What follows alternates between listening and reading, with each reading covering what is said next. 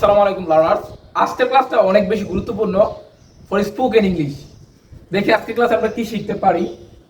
সেটা হচ্ছে অতীতকালে আপনি কোনো কিছু করেছিলেন এবং সেটা দিয়ে আপনি প্রশ্ন করবেন, কিভাবে করবেন আজকে আমরা শিখব। এখানে আমি স্ট্রাকচার লিখেছি, সেটা হচ্ছে did I go, did we go, did you go, did they go, did he go, did she go, did it go, did Kamal go. What does mean by the structure and what is the importance of this structure? Just we will learn in this video. Please watch the video until finish. তাহলে এখানে আমরা প্রশ্ন করব, অর্থাৎ অতীতকালে আমি কোনো কিছু করেছিলাম সেটা প্রশ্নের মাধ্যমে আমি কিভাবে প্রেজেন্ট করব। যেমন আমি বলি, আমি কি গিয়েছিলাম, আমরা কি গিয়েছিলাম, তুমি অথবা তোমরা কি গিয়েছিলে, তারা কি গিয়েছিল, সে কি গিয়েছিল, সে কি গিয়েছিল, ইহা কি গিয়েছিল, কামাল কি গিয়েছিল। এখানে একটা গুরুত্বপূর্ণ বিষয় হচ্ছে আপনি কোথাও গিয়েছিলেন। এখন আপনি হচ্ছে অ্যাড করবেন যে আমি স্কুলে গিয়েছিলাম, আমি কলেজে গিয়েছিলাম, আমি বাজারে গিয়েছিলাম, আমি খেলতে গিয়েছিলাম। তাহলে ডিড আই গো, অর্থাৎ আমরা জানি প্রশ্ন করার ক্ষেত্রে সাবজেক্টের আগে অক্সিলারি ভার্ব অথবা WH কোশ্চেন দ্বারা প্রশ্ন করা বোঝায়। তাহলে এখানে আমরা যেটা দেখতেছি সেটা হচ্ছে এগুলো সাবজেক্টিভ ফর্ম, এটা হচ্ছে ভার্ব, এটা হচ্ছে অক্সিলারি ভার্ব এবং পাস্টের অক্সিলারি ভার্ব। ঠিক আছে, সেটা আমরা সাবজেক্টের আগে বসিয়ে প্রশ্ন করা তৈরি করতেছি, কিভাবে প্রশ্ন করতে হয়। তাহলে ডিড আই গো, আমি কি গিয়েছিলাম, যেহেতু এটা পাস্ট টেন্সে ডিড আছে। আমরা গত ক্লাসে শিখেছিলাম ডু এবং ডাজ দিয়ে, যেটা ছিল প্রেজেন্ট টেন্সে। তাহলে আজকে ডিড হচ্ছে পাস্ট টেন্সে। ঠিক আছে, তাহলে ডিড আই গো, আমি কি গিয়েছিলাম। ডিড উই গো, আমরা কি গিয়েছিলাম। ডিড ইউ গো, তুমি কি গিয়েছিলে। ডিড ইউ গো, তোমরা কি গিয়েছিলে। ডিড হি গো, সে কি গিয়েছিল। ডিড শি গো, সে কি গিয়েছিল। ডিড ইট গো, ইয়া কি গিয়েছিল। ডিড কামাল গো, কামাল কি গিয়েছিল। তাহলে আপনি কোথাও গিয়েছিলেন। এখন আপনি যদি অ্যাড করেন যে আমি স্কুলে গিয়েছিলাম, তাহলে বলবেন ডিড আই গো। আমরা আগে শিখেছিলাম কোথাও যেতে টু প্রিপজিশন ব্যবহার করতে পারি। তাহলে কি হয়, did I go to school.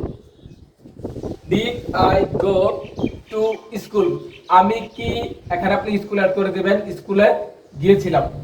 Understand? Okay, so if you have any questions you can do it in my comment box.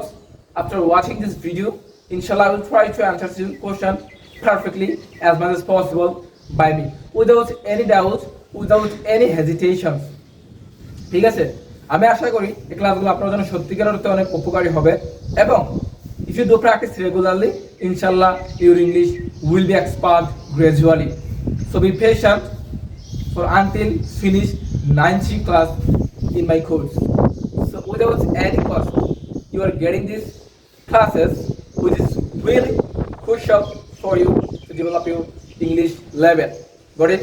Okay. So did we go to school? আমরা কি স্কুলে গিয়েছিলাম। Did you go to school? তুমি কি স্কুলে গিয়েছিলে। সেখানে তার সামনে স্কুল অ্যাড করে দিব, কারণ আমি লিখি নাই, এখানে জায়গা কম এবং আমি ধরে নিয়েছি আপনারা এটা বুঝেছেন। Did you go to school, তোমরা কি স্কুলে গিয়েছিলে। তারপর হচ্ছে did he go to school, সে কি স্কুলে গিয়েছিল। তার আগে কাছে did they go to school, তারা কি স্কুলে গিয়েছিল। Did he go to school, সে কি স্কুলে গিয়েছিল। Did she go to school, সে কি স্কুলে গিয়েছিল। Did it go to school, ইয়া কি স্কুলে গিয়েছিল। Did Kamal go to school, Kamal কি স্কুলে গিয়েছিল। তাহলে আমরা বুঝতে পারলাম এখানে একটা আমরা ভার্ব লিখেছি। এখন আমরা যদি আরো একটা ভার্ব এখানে এড করি, যেমন ওয়ার্ক। ওয়ার্ক করতো কাজ করা, আমরা সেটা জানি, ওয়ার্ক করতো কাজ করা। তাহলে আমি যদি বলি did I work, did I work, আমি কি কাজ করেছিলাম। এখন যদি হয় মাঠের মধ্যে, তাহলে আপনি ইউজ করবেন ইন দ্য ফিল্ড। মানে হচ্ছে মধ্যে, ইন দা ফিল্ড, ইন, ঠিক আছে। ডিড আই ওয়ার্ক, আমি কি কাজ করেছিলাম, কোথায় করেছিলাম প্রশ্ন করলে, ইন দা ফিল্ড, মাঠের মধ্যে, ইন দা ফ্যাক্টরি, কারখানার মধ্যে। কারণ আপনি দেখেন ইন মানে হচ্ছে মধ্যে, আমরা সাধারণত ইনের অনেকগুলো ব্যবহার আছে, তার মধ্যে একটা ব্যবহার হচ্ছে ইন, হ্যাঁ, ইন।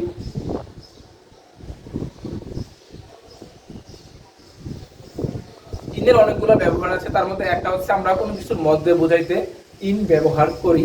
এখানে আমি বলেছি ইন মানে মধ্যে, তাহলে আমি ইন অনেক ক্ষেত্রে ব্যবহার করতে পারি, যার মধ্যে একটা হচ্ছে মধ্যে, ঠিক আছে। তাহলে আমি মাঠের মধ্যে, আমি কি মাঠের মধ্যে কাজ করেছিলাম, did I work in the field, আমি কি মাঠের মধ্যে কাজ করেছিলাম, গট ইট। তাহলে এখন বলি আমরা, আমরা কি মাঠের মধ্যে কাজ করেছিলাম, এখন এটা কি হবে, ডিড উই ওয়ার্ক, আমরা কি কাজ করেছিলাম, কোথায় করেছিলাম, ইন দা ফিল্ড, মাঠের মধ্যে। তাহলে এখন আমি যদি বলি did you work in the field, তুমি কি মাঠের মধ্যে কাজ করেছিলে, did you work in the field, তোমরা কি মাঠের মধ্যে কাজ করেছিলে। তারপরে did they work in the field, তারা কি মাঠের মধ্যে কাজ করেছিল, ডিড, তারপর হচ্ছে did he work in the field, সে কি মাঠের মধ্যে কাজ করেছিল, did he, sorry, did she work, সে কি কাজ করেছিল, কোথায় কাজ করেছিল, in the field, did it work in the field, ইয়া কি মাঠের মধ্যে কাজ করেছিল, did Kamal work in the field, Kamal কি মাঠের মধ্যে কাজ করেছিল।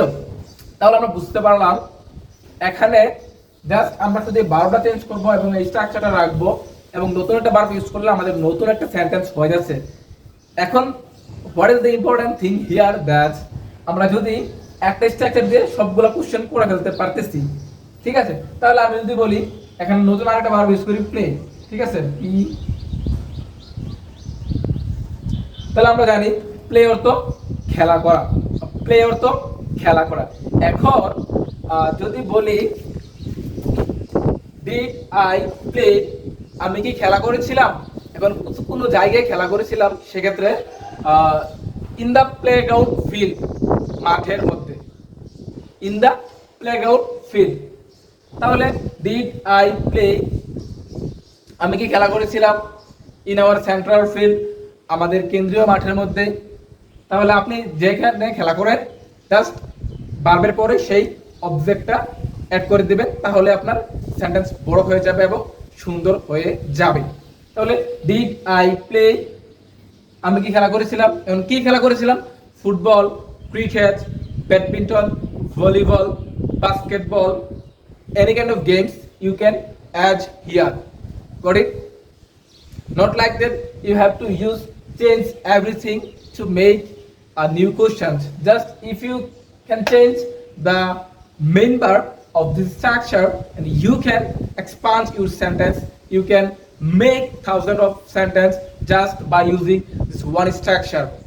Okay, তাহলে আমি কি ফুটবল খেলেছিলাম, তাহলে ডিড আই প্লে ফুটবল, আমি কি ফুটবল খেলেছিলাম, ডিড উই প্লে ফুটবল, আমরা কি ফুটবল খেলেছিলাম, ডিড ইউ প্লে ফুটবল। ঠিক আছে, ফুটবলটা আমি এখানে লিখে দেই,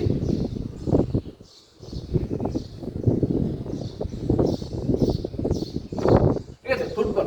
তাহলে আই ডোন্ট নো, জাস্ট আমি বলে লিখছি, আমি কি ফুটবল খেলেছিলাম, আমরা কি ফুটবল খেলেছিলাম, তুমি কি ফুটবল খেলেছিলে। তাহলে ডিড ইউ প্লে ফুটবল, তুমি কি ফুটবল খেলেছিলে, ডিড ইউ প্লে ফুটবল, তোমরা কি ফুটবল খেলেছিলে, ডিড দে প্লে ফুটবল, তারা কি ফুটবল খেলেছিল, এটা লিখে নে। তাহলে ডিড হি প্লে ফুটবল, সে কি ফুটবল খেলেছিল, ডিড শি প্লে ফুটবল, সে কি ফুটবল খেলেছিল, ডিড ইট প্লে ফুটবল, ইয়া কি ফুটবল খেলেছিল, Kamal did Kamal play football, Kamal কে ফুটবল খেলেছিল। তাহলে আমরা বুঝতে পারলাম কি এখানে একটা নতুন ভার্ব ইউজ করে আমরা নতুন একটা সেন্টেন্স তৈরি করতে পারতেছি। যেমন আমি যদি আরেকটা লিখি রাইট, রাইটার তো আমরা জানি লেখা, কিছু লেখা।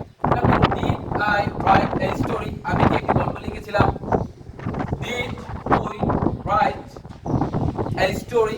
আমরা কি একটি গল্প লিখেছিলাম? Did you write a story? তুমি কি একটি গল্প লিখেছিলে? Did you write a story?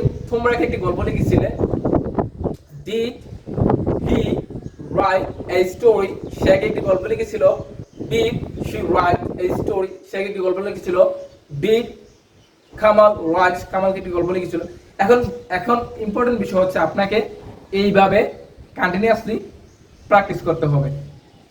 So if you wanna develop your English proficiency level, there is no alternative way to do this. Must you have to practice to develop your English proficiency level. So I think you have understood everything in my class. Just after finishing my class, you will write down everything in your exercise book and practice continuously.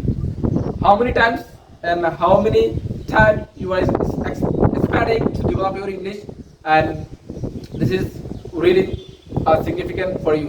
So thank you so much for watching my video, and inshallah you will learn spoken English, and one day you will be able to speak English fluently. See you later. Allah Hafiz.